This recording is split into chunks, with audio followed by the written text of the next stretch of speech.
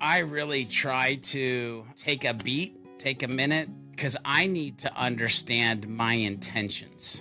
What are my intentions? Like before speaking, I like to ask myself, why do I need to be honest? Is it to help the other person clear the air? Or am I just trying to unburden myself? Is this a selfish act of honesty? Or is it to better the situation that we're in? Like, I need to be sure of my intentions, and I need to be sure that my intentions are good and that they're guiding me in a way to deliver my honesty in a way that's compassionate versus like just crashing in their brain and causing chaos. Welcome back to Beyond Your Default. I'm your host, Liz Moorhead, and as always, I'm joined by the best man there is, at least in my eyes, George B. Thomas. How you doing, buddy? I'm doing good. How are you doing today, Liz? Fantastic. Let's go right into our highlights and lowlights for the weekend. So, highlight, I am actually coming to you live from scenic, cosmopolitan Wallingford, Connecticut. Some call it the Paris of Connecticut. Wallingford itself, is it that exciting? No, but I had a really great weekend seeing a lot of friends, had some really good, healthy discussions about honesty, which makes me excited about today's conversation. But overall, it was that perfect blend of meaningful time with people and then what I like to lovingly call potato time, which is Liz time, me time, fill my cup time. And it felt freaking amazing. I felt like I got that perfect balance. And I always get nervous during weekends when I travel because so much of it is taken up by, I'm driving up here and then I'm driving back. There's so much back and forth there. But overall, it was just a freaking fantastic weekend and only got one rage response to this weekend's newsletter, beyondyourdefault.com/newsletter, which was from my friend Derek, which is, please stop personally attacking me. Also, don't stop personally attacking me. So that's great. We're growing, we're thriving by force together. Low light, as we're recording this, George, I regret to inform you, it is the first day of the 7th month of 2024. That's first crazy. Day, where is this year going? Bye-bye. All right. What are your highlights and lowlights from the weekend? My highlight is that our air conditioning works because we were out for 3 or 4 days of the previous week. I would say because it wasn't hot as all get out here, I actually rearranged my office. So a couple of things about that make it awesome. I was able to move my desk to a new location. I did that so that I could get my walking treadmill underneath me 80% of the time instead of let's be honest, 0% of the time. I was also to add another monitor, which is cool, but I did this one in portrait mode. So now over to the far right, I can slide Slack and Spotify. How many monitors do you have at this point? Is it just a wall of monitors like you see in movies? No, so I've got two 24-inch Samsung slightly curved monitors up top. My teleprompter is actually also an Elgato monitor teleprompter, so that could be considered a monitor. And then I have I think it's 32 or 36-inch. I think that's Samsung too. You're like the Dominic Toretto of home office hardware. Yeah, exactly. I got 24-inch rim monitors. Yeah. So anyway, the nerd got nerdier, and I love it because I have everything set how I want. I've got a different desk that people can come and sit in. So that was the highlight. The low light was when you move equipment around, things start to happen. Two interesting things happened to me this morning. One, my walking treadmill started to make a really weird sound, which I'm hoping it just means that I need to oil it, hopefully. Otherwise, it's I did all of this to now have to buy another walking treadmill, which would suck. So we'll see. But then also we started to record this and the audio was all sorts of kind of wonky. But when you unplug everything and plug everything back in, you're just kind of praying that it works the first time out. See, that's why when IT is have you tried turning it off and back on again? Sir, that could create more problems. Are we sure we want to do that? So this week, we are having the second part of our discussion about honesty today. Last episode, we started with a conversation around self-deception and honesty within. This week, it's a bit of a horse of a different color, right? This week, we're going the other direction, right? We're talking about integrity and honesty without. So whether that's in our personal relationships or our professional relationships, I told you this before we got on today. And I mentioned, for those who listened to last week's episode, I mentioned that conversations on recent episodes had led me to reach out to have a discussion with someone I'm very close with to clear the air. Let's get honest. Let's have a truth party. Everyone's invited. Participation is mandatory. Yeah. Let's have a good time. And so when I was thinking about preparation for today's episode, I've got to be honest, George. Honesty as a topic. I think all of us as adults go, being honest and telling the truth. Like, this is stuff we teach our kids, right? I was surprised coming out of this weekend how much more of a nuanced topic honesty actually is. Because I think we want honesty in our relationships to be so much more straightforward than sometimes it actually is. Because I don't think any of us really wants to admit that sometimes our relationship with the truth can be a little soft around the edges, but not because we're unmitigated buttheads and we're liars and we're intentionally obfuscating the truth from people we care about. But I'm very interested about where we are going to go into today's discussion. And I want our listeners to go into this conversation today with an open mind, because I think one of the things that's going to be tricky about this conversation is that honesty is a much more nuanced topic than I think we give it credit for. And I think the reason why we have an aversion to this topic, particularly within ourselves and how we treat honesty with other people, is because we're worried what it says about our character when we are not as honest or acting with as much integrity as we believe we should be. That's where my brain is at going into today's conversation.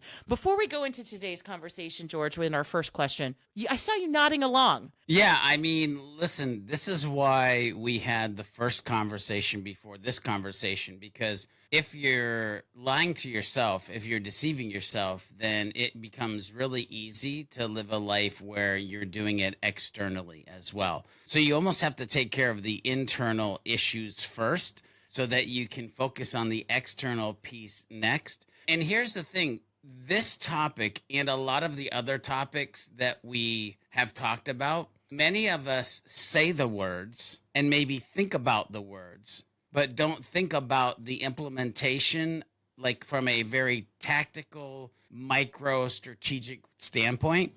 And that's what I love about this podcast is it gives us the opportunity to actually dive in to these in a very intimate way. And so I'm just agreeing with a lot of what you're saying, a lot of what you're finding and believing. And hopefully after the first episode and this episode, we'll have a lot of the listeners where they'll be very much the same of, okay, yeah, that was a thing that I need to pay attention to more.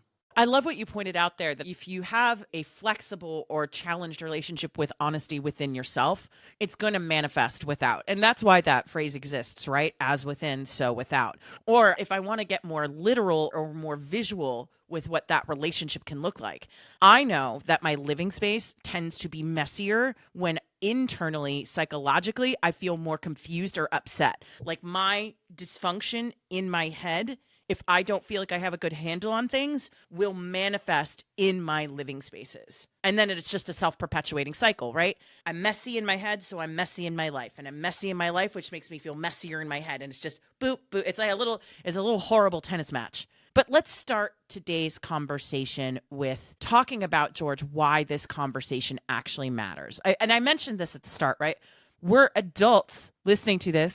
We're adults. We know honesty is important. I bet some of you listening have kids and you talk about why honesty is important with them. So do you really think that this is a topic that warrants an entire dedicated conversation if it's that straightforward? First of all, Liz, I have to kind of give a fair warning of my own for today's conversation, because I need to dive into some quotes and scriptures to kind of set the foundation to help emphasize the important parts of today's conversation. So along the way, you're going to hear me like just beep, blop, boop, I'm going to just drop these things as far as like quotes and scripture and thoughts to kind of mold them or meld them together. So with that out of the way, like let's have this conversation of why honesty truly matters. And again, we all know honesty is important, and we usually learn this life lesson early on, but it's easy to miss how much it impacts our lives, our relationships, and our well-being. And honesty is the cornerstone of all success. Without confidence and ability, or the agility to perform shall cease to exist. By the way, that's a quote piece that I want everybody to understand by Mary Kay Ash, that honesty is the cornerstone of all success, and without which confidence and ability to perform shall cease to exist. Now, you should jot that down in your notepad, because you need to read that sucker like 2, 3, maybe 4 times and let it marinate in your brain a little bit. But first, being honest with others builds trust, and it strengthens relationships. And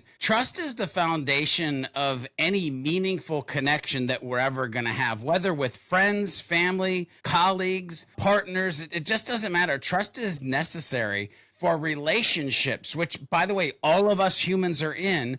To not be shaky and doubtful, you have to have trust. And I don't know about you, but if you've ever had a relationship where it's shaky and doubtful, you're like, this is not where I want to be or who I want to be here with. And so by focusing on honesty, we kind of build trust and create a deeper, more reliable connection to those humans that we're actually trying to take this journey on in life. Now, there's a Proverbs that I love, and it's Proverbs 16:28, and it says, "A dishonest man spreads strife, and a whisperer separates close friends." Again, one that you have to probably read a couple times before it sinks in and you get it. But a dishonest man spreads strife, and a whisperer separates close friends. Do you want to be any of that? Well, the opposite of that obviously is being an honest man or an honest woman. And when you're honest, you invite others around you to do the same, by the way. This mutual honesty can strengthen your relationships, making them more resilient and meaningful.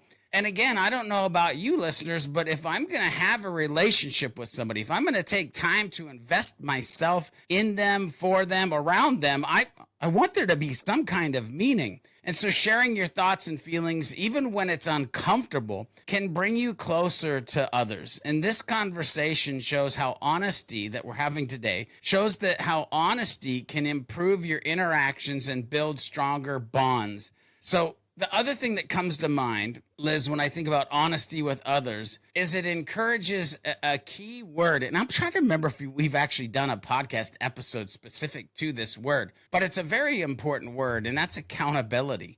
It's about taking responsibility for your actions, owning up to your mistakes, and actually learning from them. And this sense of accountability is crucial for personal life, but definitely professional life. And let's just add on this layer of personal and professional growth. And when you're honest, you hold yourself to a higher standard.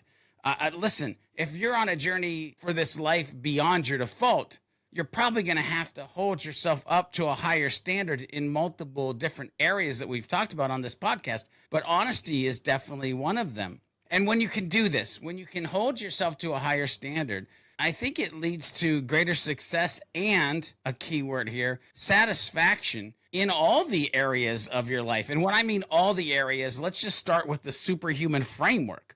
Like if you're looking at the superhuman framework and you want to have satisfaction and success in all of those areas, then honesty is a key component. But you know, there's even more. Like honesty also means bringing truth with yourself. And this conversation encourages you to reflect on your actions, motivations, and mistakes. Listeners, I need you to do something for me this week. I need you to sit down for a hot 5 to 7 minutes. And I want you to reflect on your weekly actions, maybe your weekly or monthly motivations, and the mistakes that you've made along the way. Because it's only when we start to pay attention to those mistakes can we make changes and start to live life different. But this self-awareness is crucial for personal growth. And that's what we're here for. We're literally trying to grow to be the best humans we can be. And when you're honest with yourself, you can identify areas for improvement and take steps to become a better version of yourself. And like we talked about last week, when you're honest with yourself, it leads into today's conversation that I kind of alluded to a little bit ago. And that is when you take care of the trash inside, you're not necessarily depositing so much trash outside, like in and out. And so this leads me to a really big word that we'll probably end up talking about quite a bit in this episode. But it also brings forth two really dope quotes. The first quote is from C.S. Lewis, and it goes, "Integrity is doing the right thing, even when no one is watching." And boy, oh boy, like even when no one's watching, which I live a life where I feel like there's always somebody watching, but there are times when there isn't anybody watching. And so doing that right thing no matter what. The second quote that I'm going to throw in here, because it's very like these pair, they almost feel the same, but they're from entirely different humans. And so the second one is from Oprah Winfrey, which if you've listened to this podcast for any length of time, you know that I love me some Oprah Winfrey, especially her Super Soul Sunday, I think is the name of the podcast. Oh my gosh. Anyway, if you haven't checked that out, it's super dope. But her quote goes, "Real integrity is doing the right thing, knowing that nobody's going to know whether you did it or not." Now, see, there's a difference in those two. One is that no one's watching, and the other one is no one knowing.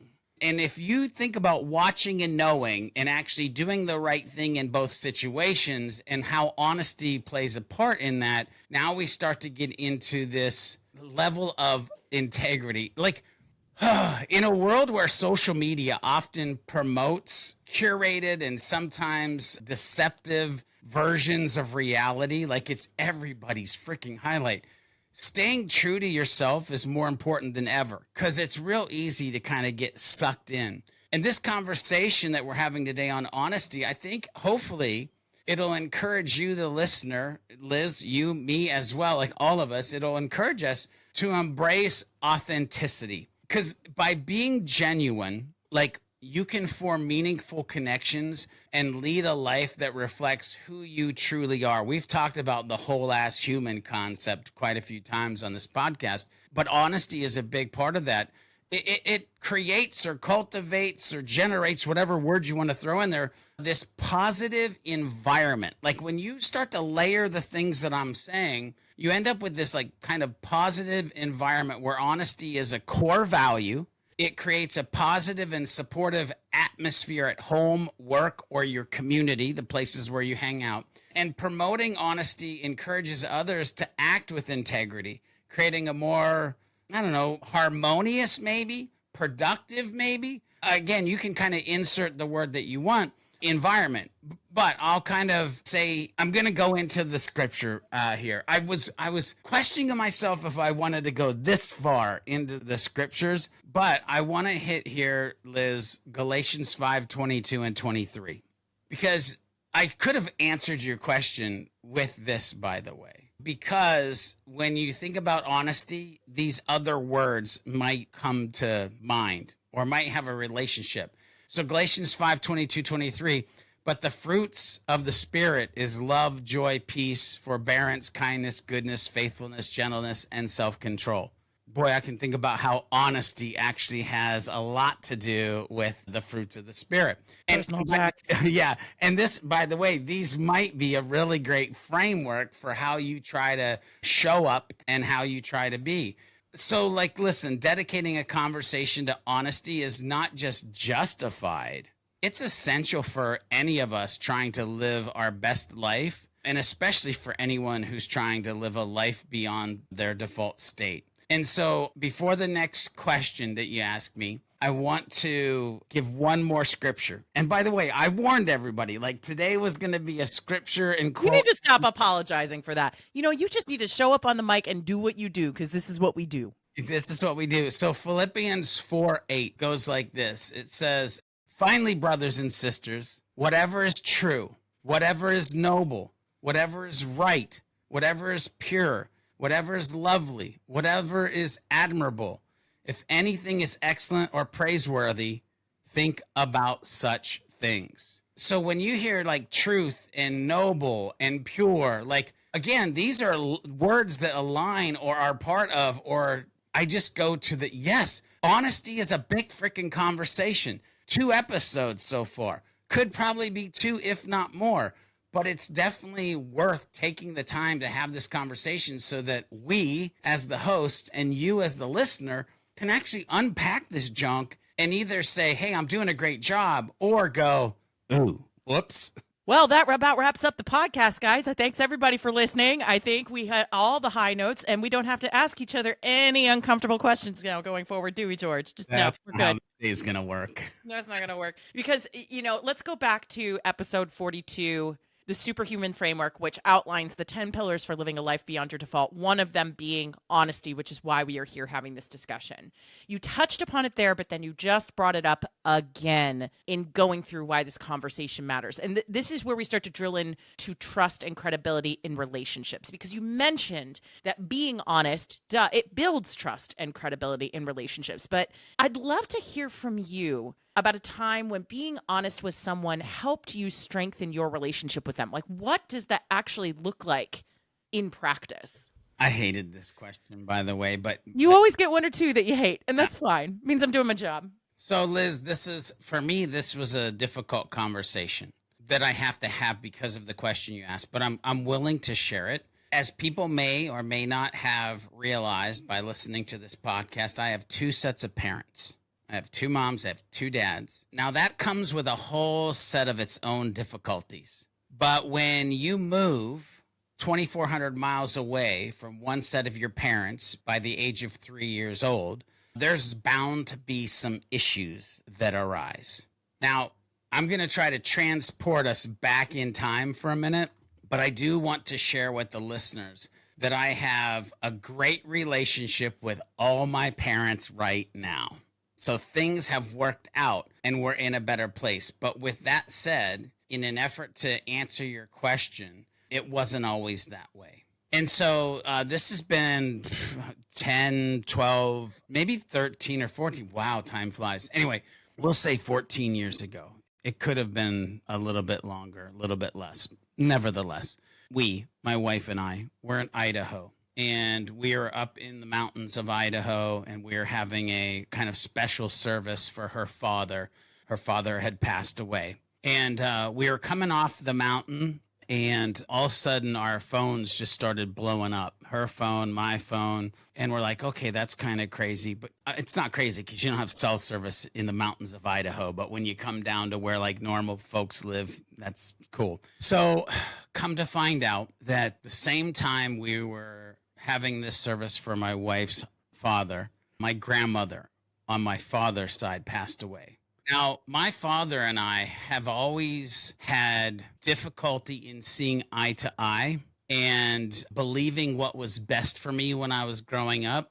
To be honest with everybody listening to this, it's because we are so much alike. Even though I lived like 2,400 miles away from him for most of my life, we are so cut from the same cloth. We're stubborn. We're bullheaded. We have our own beliefs. We love passionately. We're big teddy bears, but we love to hide it. We're just very much the same human. And so we hadn't talked for years. And come to find out, on my grandma's deathbed, she looked at my dad and she said, "You need to fix it. It's not his fault."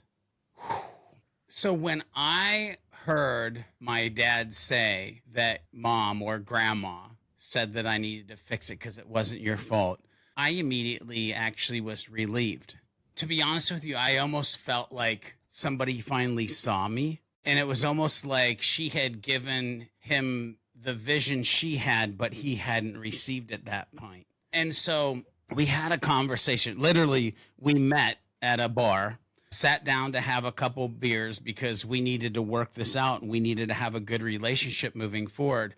And so where honesty comes into play is he said, "Listen, I just stayed my distance because I thought it would be best for you. I thought you would just be able to be happy where you were at and with who you were with." And I looked at him, and I didn't skip a beat. I go, "That's not what I needed and not what I wanted.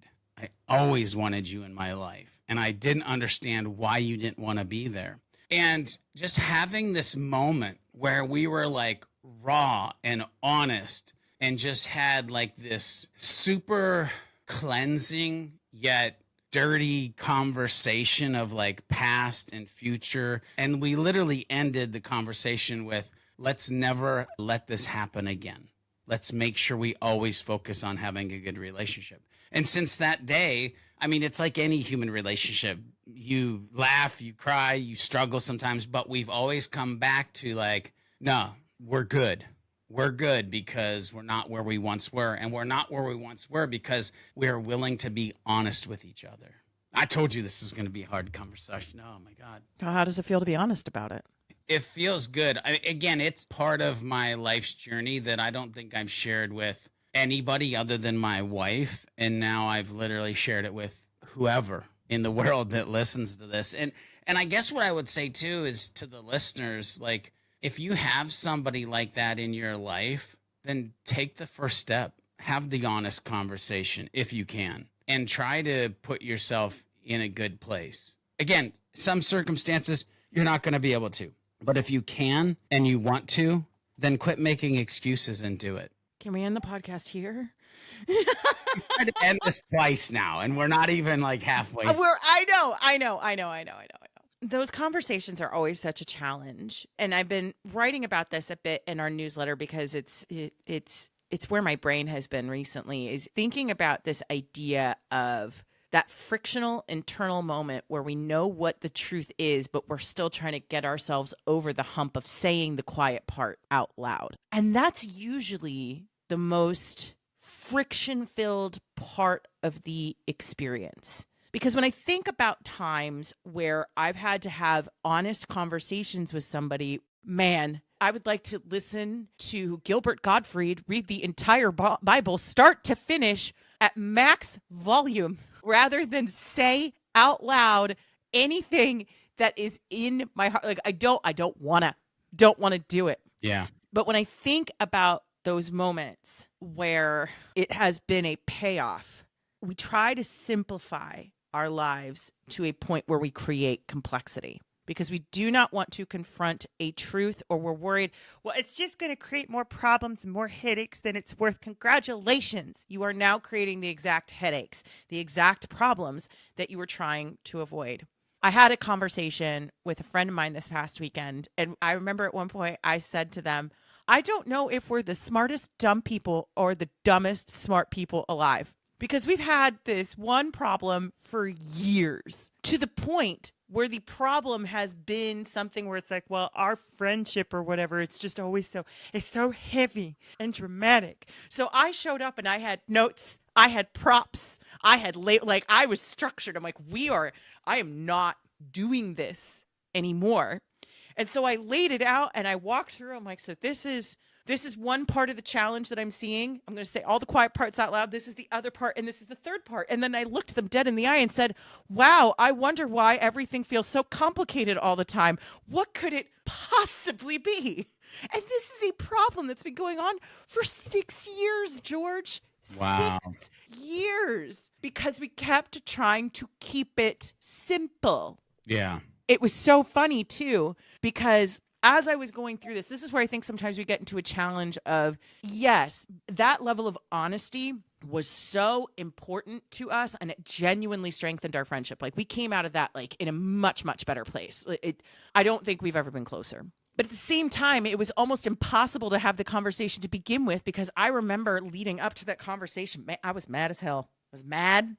There had been a catalyst moment where I was like, I can't. Both of us, we were just like, we're back here again. We're back here in the same spot. It's been a cycle for years, and it keeps happening and it keeps happening and it keeps happening. But what was so funny is that because we had been dishonest for so long, it took me forever to figure out what was actually going on. It took me a week to even say we need to talk, because I don't like going to somebody with a big bag of like unprocessed, unproductive emotions and going, hi, I don't know what to do with these. Now it's your problem. Like, I hate doing that. And then it took me another week, once they agreed to meet with me, to figure out, well, I know we're going to have a conversation, but what the heck am I actually going to say? And then I had to put some massive amounts of mental brain power behind, well, what is this conversation? What is actually going on? If you spend so much time being dishonest with somebody, you don't think you're being dishonest. You just don't, you compound and compound and compound the issue to the point where it's harder and harder to get out.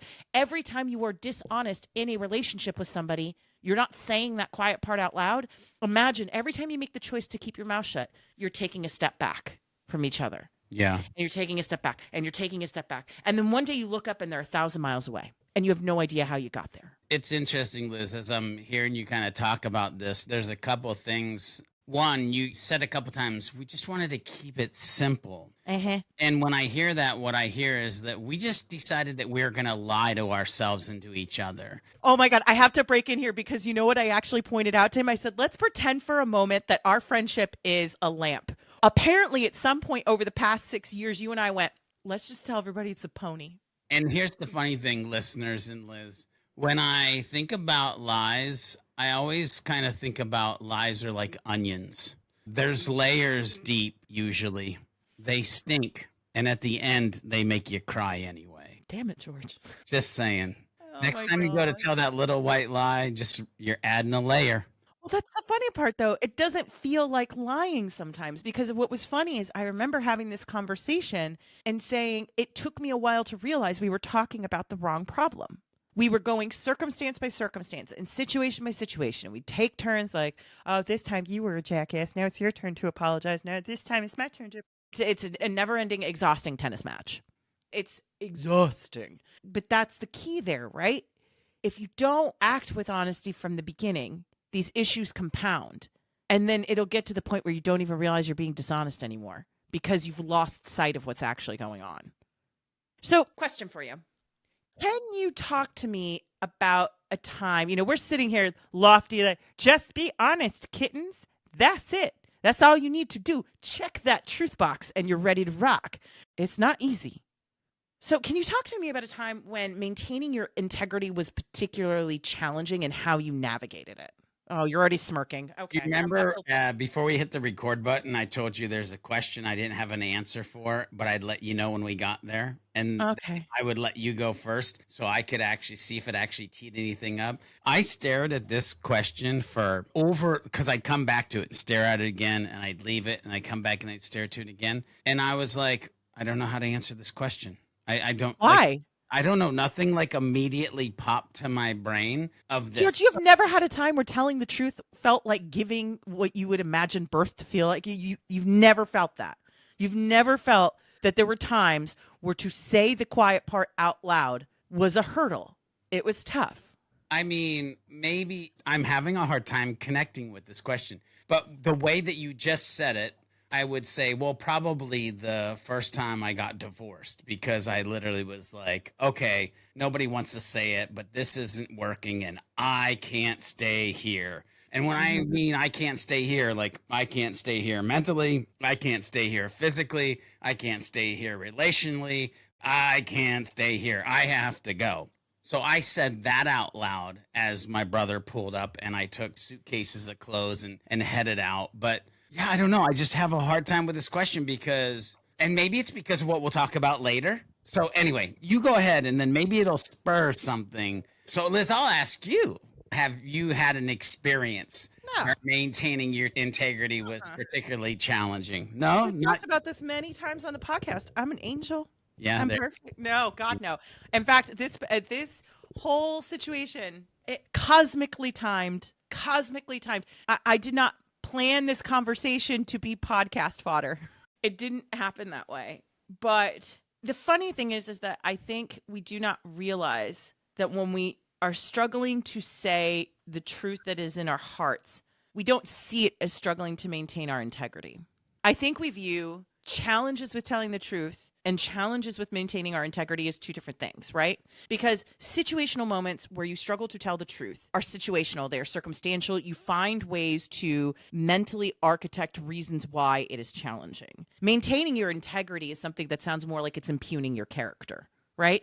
We talked about this in the small things episode. How you do small things is how you do all things. And I think we need to be very careful about the judgment we place on ourselves. And I think we need to be very careful about the judgment we place on ourselves when we find ourselves in the middle of the messy parts of the very human experience. where we have to make those choices to take a risk, to step outside of the norms, to say what is true. I'll give you a perfect example. Leading up to the conversation that I had this weekend, we had been getting close to it. And I remember saying to them when we started the conversation this weekend, it's so funny. I'm a little surprised that we're here, but I'm not shocked. In a way, this conversation, I think, has been coming for a really, really long time. We had been coming to a head. And I remember as part of some of the conversations leading up to it, I had said exactly why I had struggled to tell the truth before. I wrote it in black and white. In fact, you know what? Let's see if I can find it. I said, I knew for a long time that these were things I had wanted to bring up. I've known it for a very, very long time. However, there has always been a fragility about our connection, even though it is also in a very juxtaposing and almost contradictory way, incredibly strong, stronger than almost any other connection that I have in my life. But I was so afraid of me challenging this area of our connection would be the final straw. This would be the thing that pushed it over the edge, that finally made this thing break. So I consciously made the choice not to say anything because I didn't want to break our friendship. And also, I didn't feel at that point that I was clear on what it is I was even upset about. I didn't know what to say. I knew something was wrong. I could feel it all the time, but I didn't know how to name it and I didn't know how to say it. And I was afraid that if I came to the table with just nebulous, vague feelings with nothing to actually point to, something would go wrong. That is an example of time where I made a choice not to say something, and then I said that out loud, that I've repeatedly made this choice not to say something. I've repeatedly done that. And to me, that is not telling the truth, right? That is not being honest.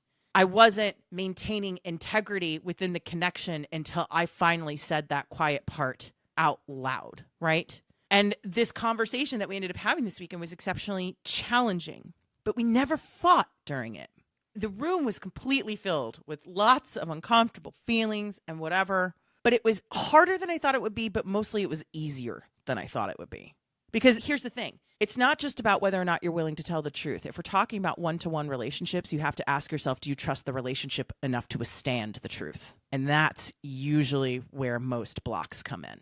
So I want to be careful, though, because I don't want the listeners to necessarily think that silence is not being honest. I'd agree with that. It's because there is a season for everything. And sometimes the season is just to keep your mouth shut. Again, like listening to you, I think there's a lot of times in my life where something could have been said, but it's not that it necessarily should be said. I agree with that because I actually said to them after I said, I'm shocked but not surprised. I also said, I'm not sure when this conversation could have happened before now, but now is the moment because I completely agree. Sometimes you are still in a fact gathering mode. Sometimes you're not sure how you feel about something yet. We've talked about this in the episode of Radical Acts of Stillness. Sometimes the best action is to zip it and to keep quiet. Completely agree. What I'll say is, I don't know if there's anything radically in my brain that was spurred, but I will tell you this. There was a time where I had a conversation with a friend of mine. She was married, still is married, and they were having this interestingly difficult conversation about having another child. I believed in my core that this is what she wanted and that this would probably be a good thing for their family. I just had this feeling. I can't even explain it. And it was a feeling that I couldn't really shake. Because I tried to it's not my place. I shouldn't be having this conversation with her husband. They can figure it out themselves. But when I see that word integrity and you're asking, how did you keep your integrity? How did you navigate it? If I wouldn't have said something, if I wouldn't have had the conversation, I would have probably always wondered, should have I said something? I ended up having a conversation with her husband and it was heated. And it was in front of, well, maybe not heated. He's Italian. I brought it up to Italian level. We were pretty close to face, but we weren't yelling at each other, but we were passionate. We'll call it a passionate conversation. And I basically was like, in so many words, bro, you need to give her this child. And the fun thing is they have their third child. And the other little fun thing, we jokingly say it, but it's not necessarily exactly why it happened. But this child also has my middle name in their naming convention. So What? we joke about it, but it's not actually. Anyway, when I think about like how do you navigate a time that was difficult and keep your integrity during the situation, like I knew there was an issue. I had a conversation. I knew I needed to have another conversation. I didn't know what the outcome, because I could have lost both friends forever. Or I could say what I felt I was supposed to say. And if it was the right thing in the right way, then we'd still be friends. And the chasm that was being created in their relationship would be gone. So that's the story I'll share around this maintaining my integrity in a particularly challenging moment in life. How do you handle situations, though, where being completely honest with someone might hurt their feelings? How do you balance those moments where you want to be honest, but you want to have empathy? Warning, warning. These are going to be things that I'm consistently working on and many times consistently failing at. This is the work in progress section of today's conversation. Without a doubt. I mean, I think the older I get, the better I get at this. But I don't want anybody to listen to this part of the podcast and be like, dude's got his stuff together. I know how I want to have my stuff together, right? So the first thing that comes to mind is I really try to take a beat, take a minute, because I need to understand my intentions. What are my intentions? Like before speaking, I like to ask myself, why do I need to be honest? Is it to help the other person clear the air? Or am I just trying to unburden myself? Is this a selfish act of honesty? Or is it to better the situation that we're in? Like, I need to be sure of my intentions, and I need to be sure that my intentions are good and that they're guiding me in a way to deliver my honesty in a way that's compassionate versus like just crashing in their brain and causing chaos. So understanding my intentions in even having that conversation or saying that thing. The other thing too is I always try to figure out when I hit that beat, like, am I just supposed to hold back?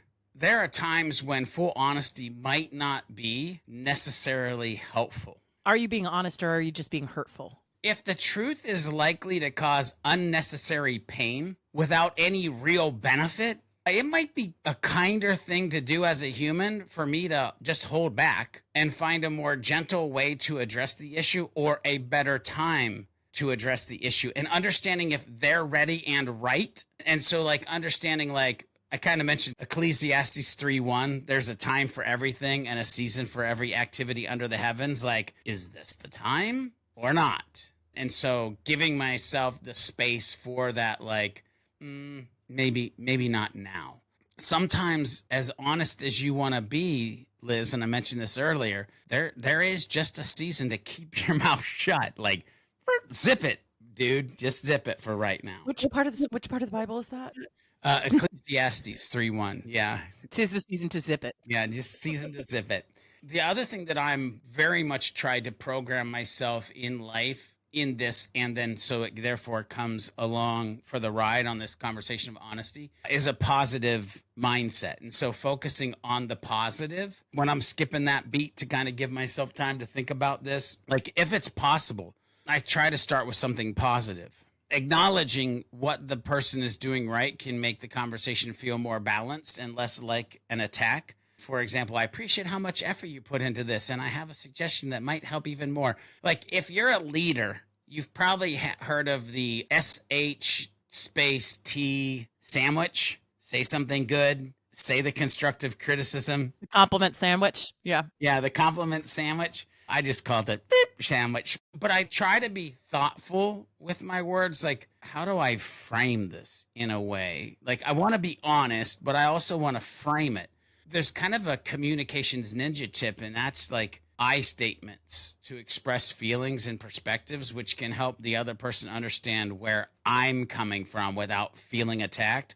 Like if you've ever had a conversation where it's like, you did this and you made me feel that way. And why do you always that? Instead of like, hey, I just want you to know this is how I feel and how I perceived it. But there's a difference. It's a bringing in versus like radically extracting outward towards that human. And again, when I'm talking about this, I'm literally talking about like thoughtful words.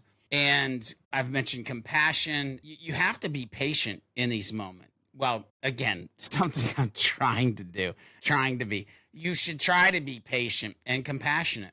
Understand that the other person might not need time to process what I've said, or that they might. You've got to really almost have this like balancing act of like actively listening and paying attention to micro expressions. And if I'm supposed to jump into this conversation, then I have to turn everything on high tune frequency and pay attention, because at any moment we might need to make a right turn or dip out of this conversation. They might initially react defensively or feel hurt, but if I'm being honest and we have gone that far to have the conversation, then I need to realize, okay, that's cool. Now I'm going to be patient. I'm going to treat you with compassion. I'm going to listen because I want to find the honesty come out of them. I'm very careful with that, though, because the first thing that a rebuttal many times feels like a sword or a shield. It doesn't necessarily feel like the actual words of honesty. So sometimes I have to keep digging.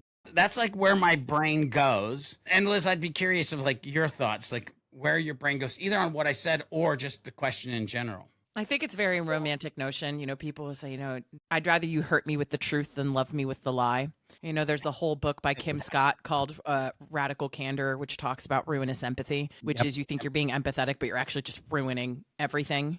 When I think about the conversations I've been having recently, and also just in general, when I think about that balancing act of honesty versus empathy, I agree with much of what you said.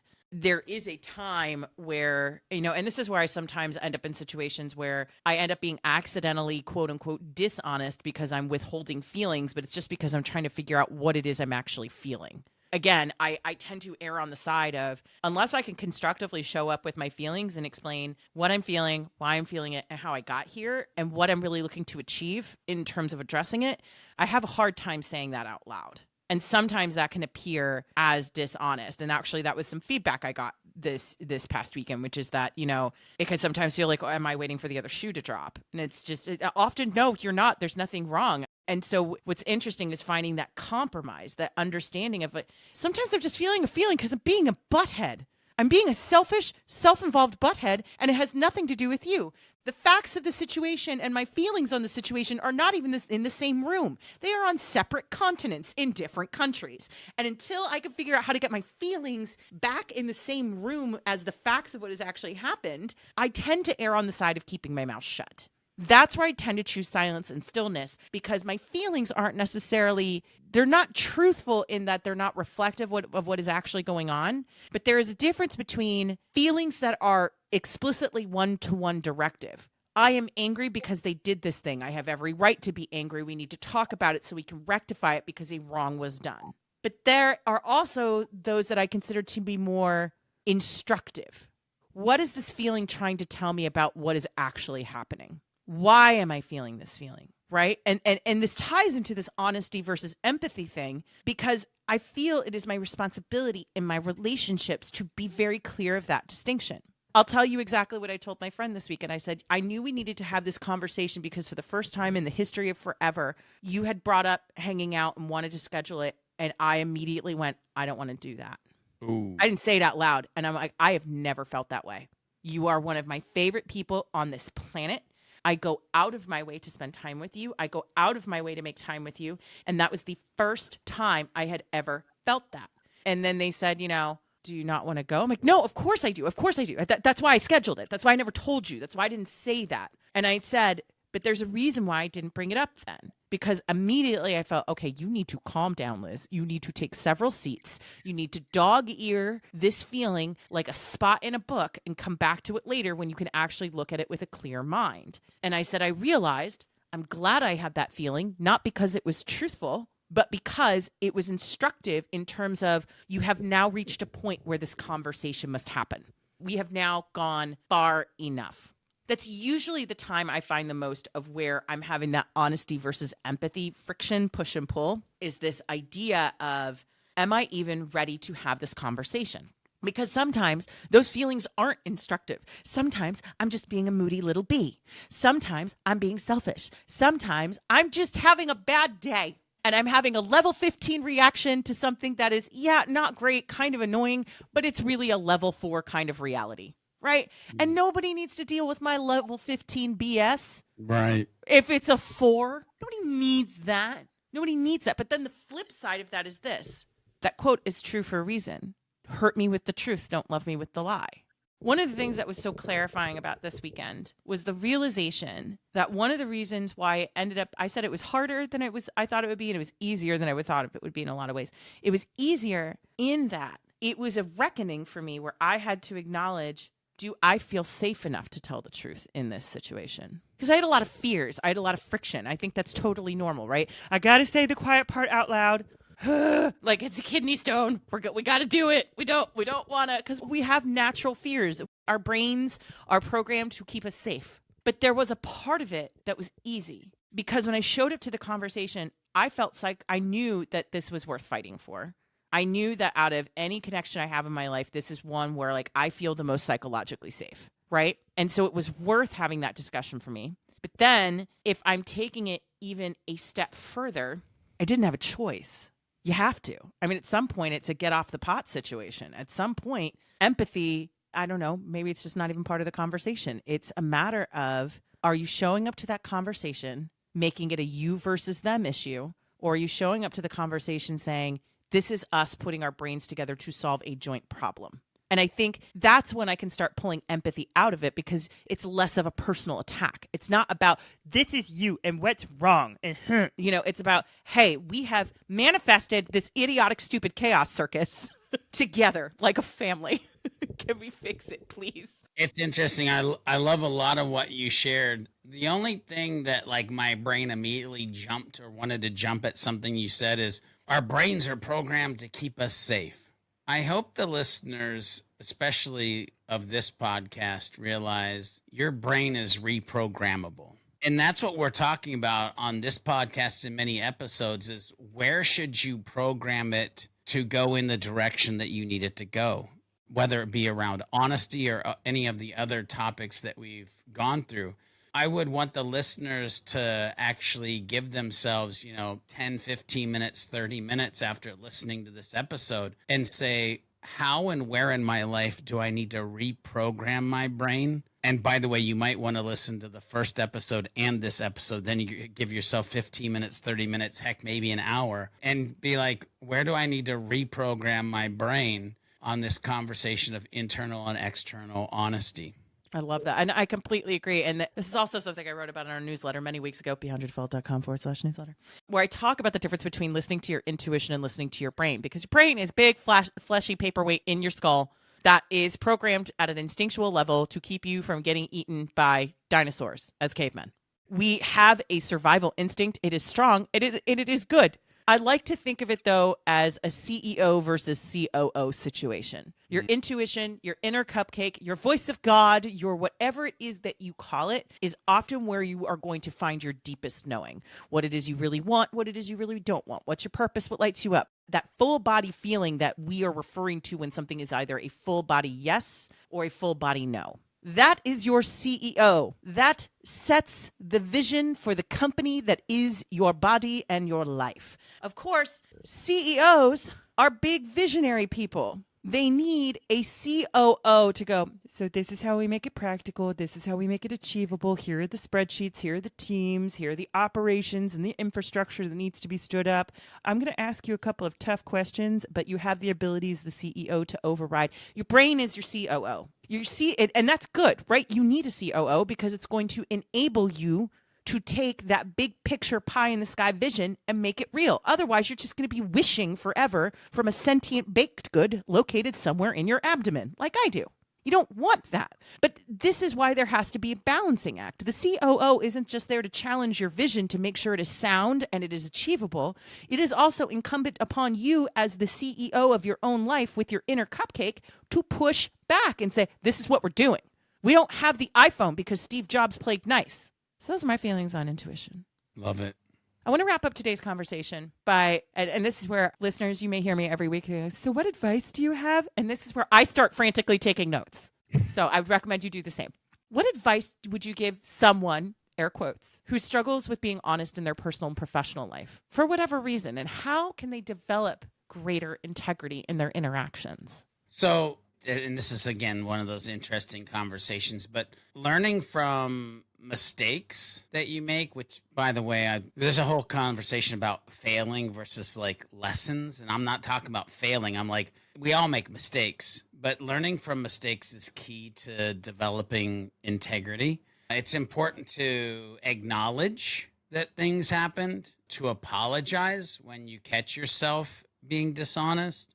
Which, by the way, I've had those days where I started to tell a lie and literally was like, hold up, I don't know why I said that.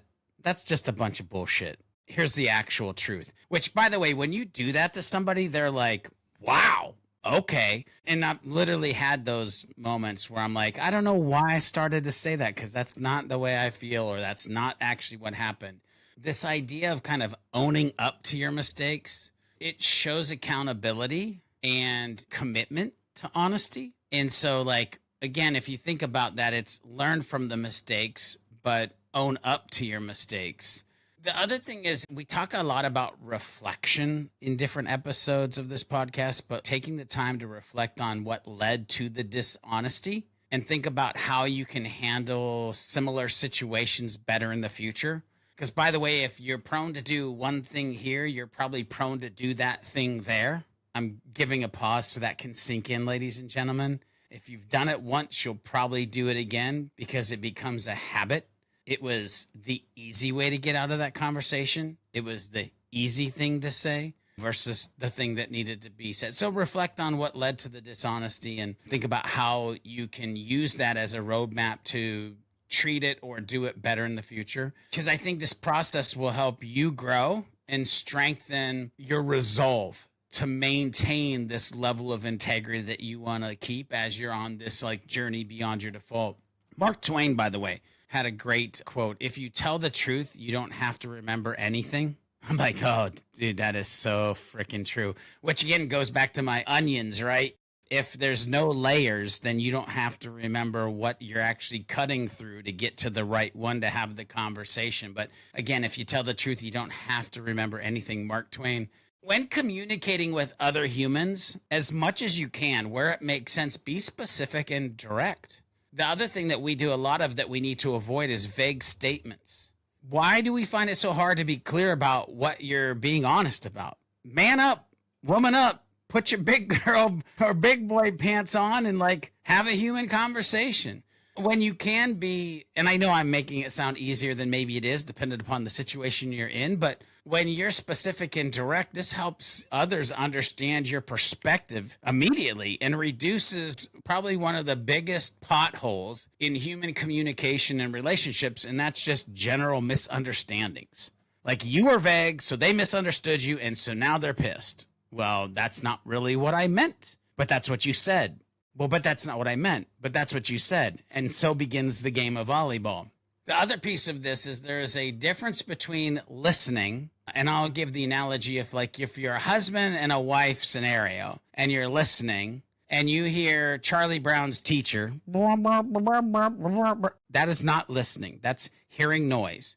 What we should be focusing on more and more as we try to like really hone into this honesty, integrity thing is practice active listening, like being in the moment, showing people that you value them and you value their perspectives and giving it the time that is due. Liz, you literally have seen me do this. Tons of people that I hang out with have seen me do this. I'll purposely flip my phone over, screen down, so that I don't see anything, that there's nothing getting in the way, that I can actively listen. And also be warned, if you ever hang out with me in the future and I flip my phone over, not only am I actively listening, but I'm looking at micro expressions on your face as you're talking to me, because I am truly trying to understand the perspective and the vocabulary and the story that you're trying to get to me so that I can actually understand it. Because what I want us to do, what I'm trying to do is like, if you actively listen, it builds this mutual respect. It builds this roadway for honest communication, which can, instead of just being a one-way lane, is a two-way highway then, if you go into this. When you do these things, when you're trying to internally and externally foster a culture of this word that we're talking about, integrity and honesty, it involves this layer of understanding that listeners, Liz, George, we have to lead by example. We have to encourage open dialogue. We have to model the behavior that we want to see in both personal and professional settings. Which, by the way, this too goes back to the human framework and the story that I told about happy, helpful, humble human. And the fact that I was modeling and saying how I wanted others to show up. Well, you can do the same thing with honesty and integrity. Like, you encourage those open dialogues, you model the behavior, you lead the way to build this culture of integrity and honesty of those around you in your life. And when others see you prioritize honesty, birds of a feather flock together. They're more likely to do the same. So in our life as humans, as leaders, as however you're showing up, we have to create an environment where open and honest communication is encouraged and valued. Because this is a superpower, this reduces fear, which, Liz, you talked about multiple times. I was afraid this relationship couldn't handle it. This reduces fear, and it cultivates a culture that you want to be in that is integrity-based and driven by honest conversation. Titus 2:7, by the way, because, I can. And Liz said, just show up and be you. In everything, set them an example by doing what is good. In your teaching, show integrity, seriousness. And so in everything, set them an example. By the way, today we're talking about honesty, but all of these podcast episodes, I could have put this Titus 2:7 in there. In everything, set them an example by doing what is good. Developing greater integrity is a journey that requires self-reflection. Are you doing that? Practice. Are you doing that? And by the way, support. Do you have that? Like, who is your support partner on this honesty train that you're trying to actually ride through life? You can become more honest and trustworthy by taking small steps. Again, ties into my 1% better each and every day methodology. Improving your communication skills and building, again, a supportive environment where now you don't feel like you're the lone person on a lone island, but there's somebody coming along on this road with you, these rails with you, that you can actually have as support. Proverbs 10:9, whoever walks in integrity walks securely, but whoever takes crooked paths will be found out. I'm going to let that one set in for a second. Whoever walks in integrity walks securely, but whoever takes crooked paths will be found out. By the way, when I think about this one, I think that you could maybe go to beyondyourdefault.com and go check out the episode we did on imposter syndrome. Because I know me, especially when it comes to today's topic, honesty, I want to walk securely.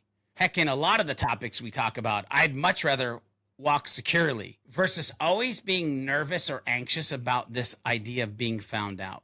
So as we kind of wind this bad boy down, remember the goal is progress, not perfection. Every step you take towards greater honesty is going to strengthen your character and build a foundation for more authentic and meaningful relationships that you'll be building along this journey of a life beyond your default.